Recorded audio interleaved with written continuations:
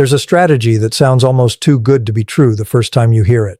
A way of dealing with toxic people that requires no confrontation, no argument, no dramatic final showdown, and yet produces a collapse in their behavior more complete than almost anything a direct fight could ever accomplish. And the strangest part is that it isn't actually a strategy you perform on them at all. It's something you do entirely within yourself, and the toxic person does the rest, all on their own, using the exact same tools that used to work on you. Today we're breaking down exactly how this works, why it's so much more effective than confrontation, and why the phrase "destroy themselves" in this episode's title isn't dramatic exaggeration. It's a remarkably accurate description of what actually happens. Let's start with something crucial to understand before any of this makes sense. Toxic behavior, in almost every form, is not self-sustaining. It requires an external environment that responds to it in specific ways in order to keep functioning at all. Manipulation requires someone susceptible to being manipulated. Provocation requires someone willing to be provoked. Guilt tripping requires someone who still feels guilty. Every single tactic in a toxic person's repertoire is actually a request, disguised as an action, and that request depends entirely on getting a specific kind of response back in order to keep working.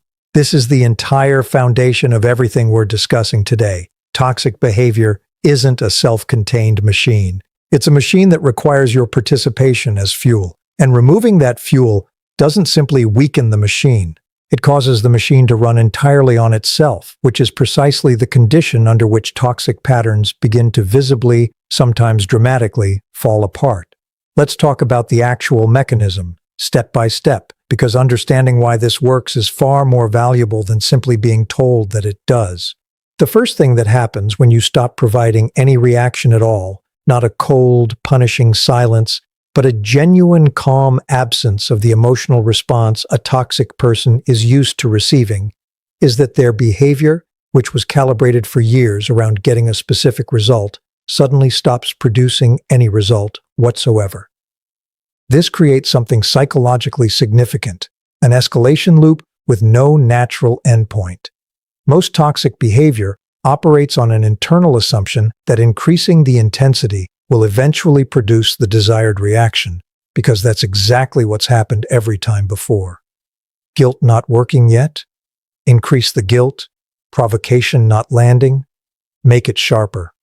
This escalation has always had a natural stopping point in the past, the moment you finally reacted, however that reaction showed up.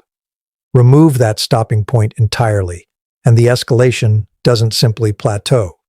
It often continues climbing past the point of being remotely subtle, past the point of maintaining any charming or sympathetic facade, because the toxic person's own internal system keeps signaling that just a little more pressure should surely produce results, right up until their own behavior becomes so extreme, so transparent, so obviously unreasonable that it becomes visible, set to you, and often to everyone else watching, in a way it never was before.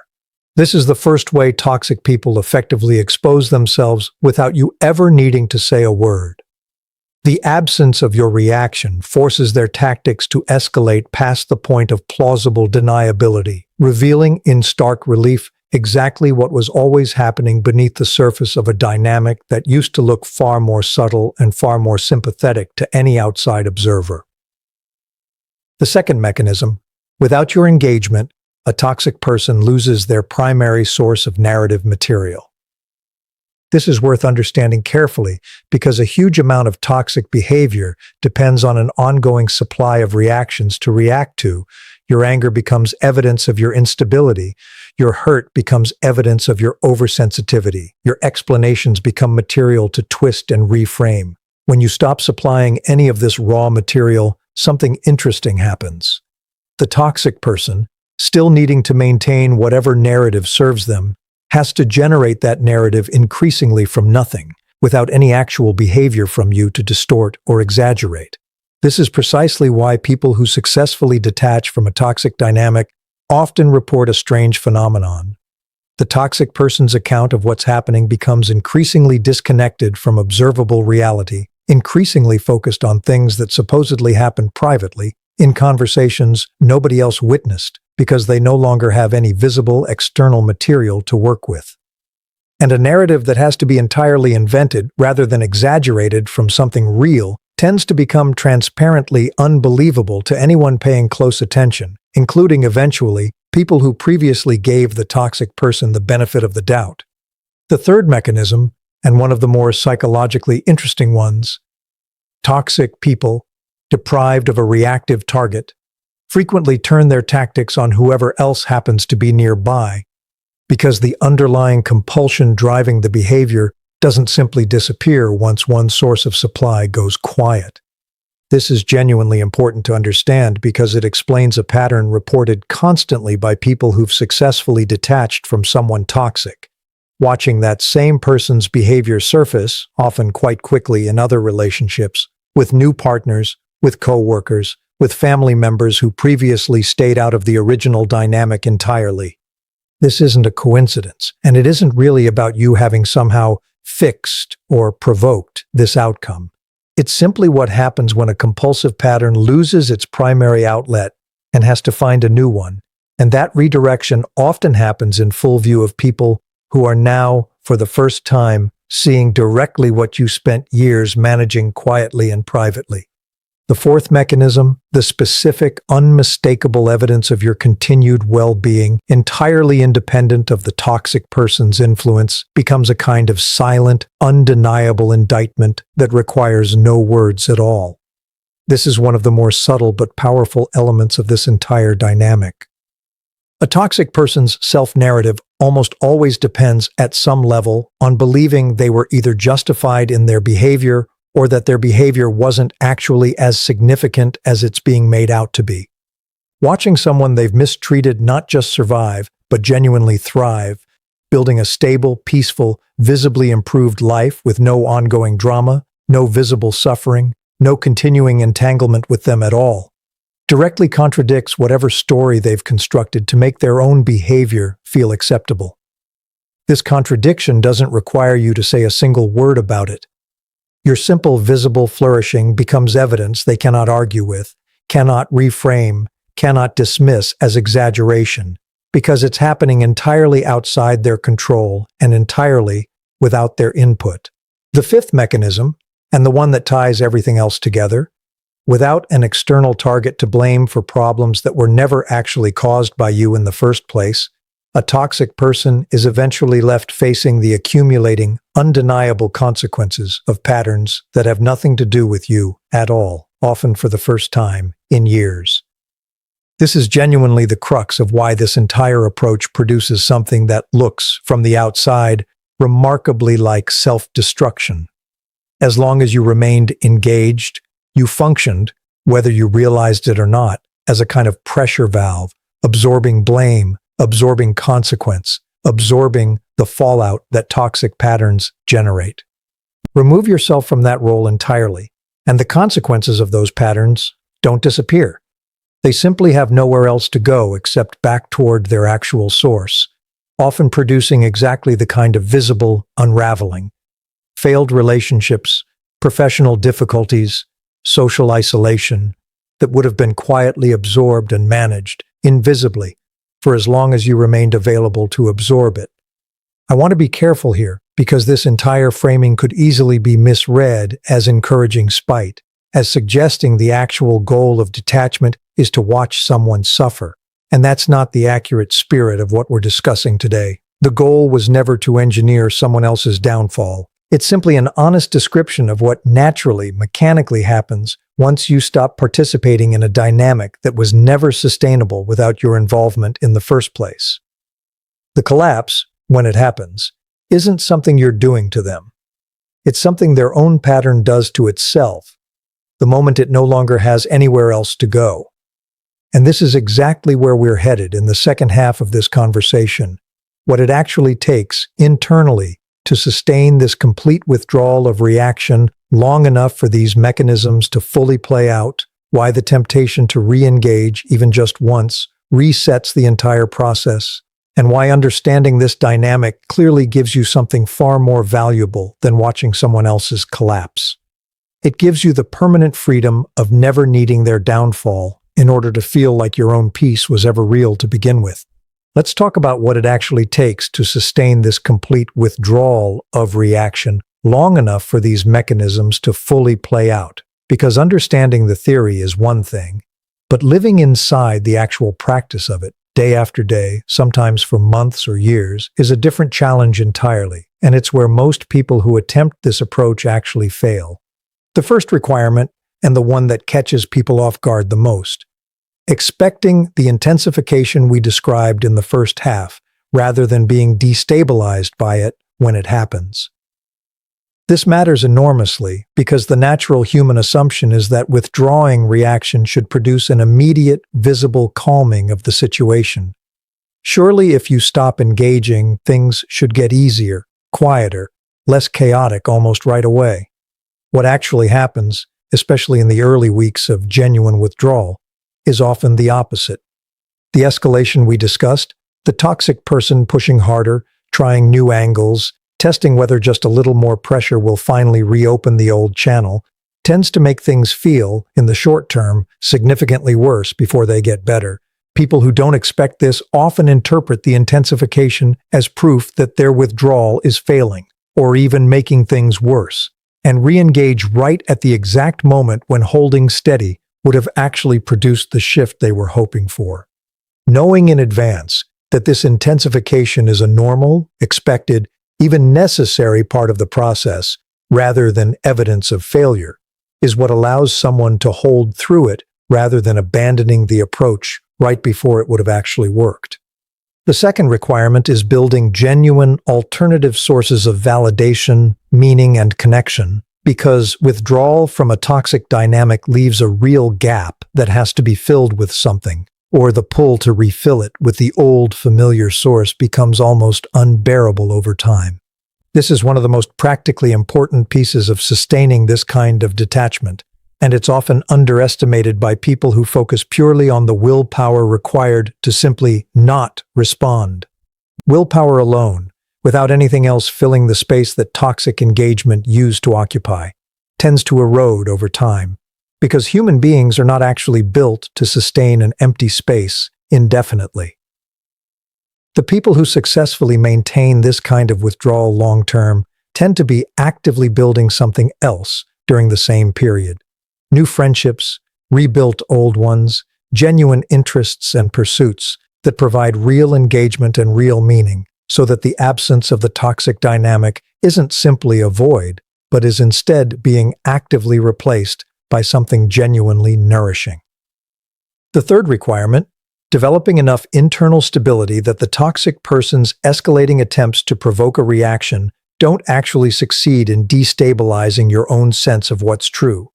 This connects to something we discussed in earlier episodes about needing an internal record of reality that doesn't depend on external validation. As the intensification phase unfolds, a toxic person will often attempt increasingly dramatic reframings of the situation. You're the one being cruel by not responding. You're the one who's changed. You're the one causing whatever fallout is now becoming visible to other people. Sustaining genuine withdrawal requires being solid enough in your own understanding of what actually happened, that these reframings, however loud or persistent, don't actually shake your grip on reality, even temporarily. The fourth requirement, and one of the more counterintuitive ones, releasing any need to witness the collapse we described in the first half of this episode in order to feel like the approach worked. This matters because a lot of people, understandably, want confirmation, some visible proof that withdrawal actually produced the consequences we've discussed, some satisfying moment where they get to see directly that the toxic person's patterns finally caught up with them. But in practice, this kind of confirmation often doesn't arrive in any clean, satisfying way, or arrives much later, secondhand, incompletely, or not at all. Building your own peace around needing that specific confirmation actually reintroduces exactly the dependency this entire process is designed to release you from, because now your sense of resolution depends on information about someone else's life that you may never actually receive. Genuine freedom from this dynamic means being able to feel complete, settled, and at peace, regardless of whether you ever witness or hear about whatever eventually happens to the person you detached from. The fifth requirement, and the one that ties everything else together, accepting that this entire process might take considerably longer than feels reasonable, sometimes years rather than weeks or months, and committing to the withdrawal anyway, on a timeline that has nothing to do with how quickly you'd prefer to see results. This is genuinely one of the hardest parts of sustaining this approach, because human patience has natural limits, and a process that unfolds slowly without clear markers of progress along the way can feel, especially in its middle stretches, like nothing is actually happening at all. The people who successfully sustain this long enough for real change to occur in themselves, if not always visibly in the toxic person, tend to have made peace with an uncertain, unhurried timeline from the very beginning, rather than measuring the approach's success by how quickly it produces visible results. I want to say something important as we bring this entire conversation to a close, because I think it reframes the actual value of everything we've discussed across both halves of this episode. The real prize here was never actually watching a toxic person's patterns collapse, however satisfying that collapse might eventually turn out to be. The real prize is what happens to you during the process of genuinely, completely withdrawing your reaction. The internal stability you build, the alternative sources of meaning and connection you develop, the practice of trusting your own perception of reality regardless of how loudly it gets challenged. These changes belong to you permanently, regardless of what ultimately happens to the person you detached from, regardless of whether their patterns ever visibly unravel in any way you get to witness, regardless of whether they ever face any consequence at all in a form you'll ever actually see. This is the actual final truth underneath everything in this episode's title. You don't need someone toxic to destroy themselves in order for your own withdrawal to have been worth it.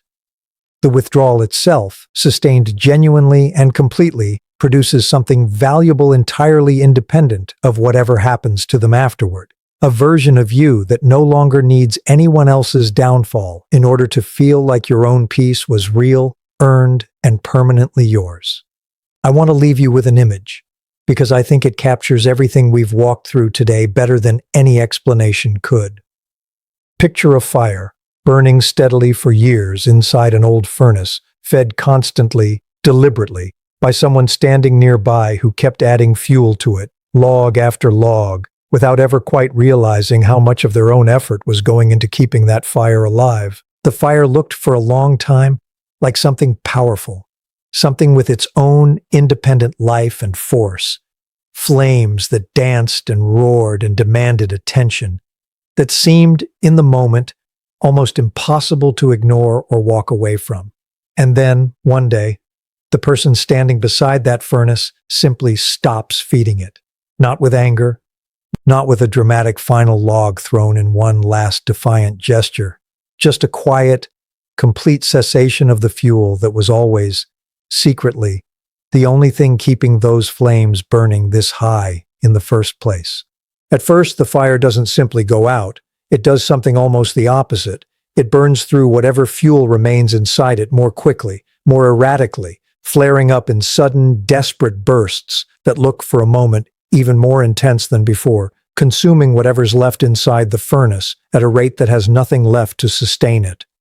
This is the loudest, most alarming part of the entire process, and it's also, paradoxically, the surest sign that the fire is finally, truly running out of anything real to burn. And then, gradually, inevitably, something happens that no amount of dramatic flaring could have prevented. The fire begins to shrink.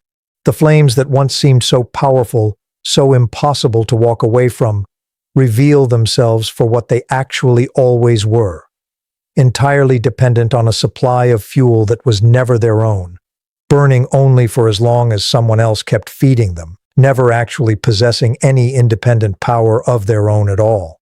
And the person who finally stopped feeding that fire doesn't need to stand there watching it die down to know that something real has changed.